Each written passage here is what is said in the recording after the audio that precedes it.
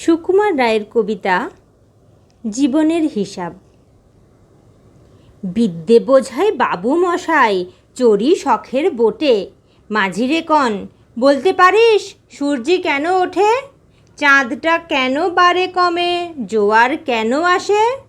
বৃদ্ধ মাঝি অবাক হয়ে ফেলিয়ে হাসে। বাবু বলেন, সারা জীবন মরলি রে তুই খাটি, জ্ঞান বিনা তোর জীবনটা যে চারি আনাই মাটি। খানিক বাদে কহেন বাবু, বল তো দেখি ভেবে, নদীর ধারা কেমনে আসে পাহাড় থেকে নেবে, বল তো কেন লবণ পোড়া সাগর ভরা পানি। মাঝি সে কয়, আরে মশাই অত কি আর জানি। বাবু বলেন, এই বয়সে জানিস নেও তা কি, জীবনটা তোর নেহাত খেলো অষ্ট আনায় ফাঁকি। আবার ভেবে কহেন বাবু, বল তো ওরে বুড়ো, কেন এমন নীল দেখা যায় আকাশের ওই চূড়ো, বল তো দেখি সূর্য চাঁদে গ্রহণ লাগে কেন। বৃদ্ধ বলে, আমায় কেন লজ্জা দিয়েছেন হেন।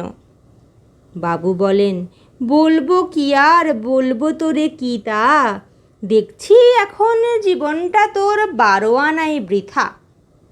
খানিক বাদে ঝড় উঠেছে, ঢেউ উঠেছে ফুলে, বাবু দেখেন নৌকাখানি ডুবলো বুঝি দুলে।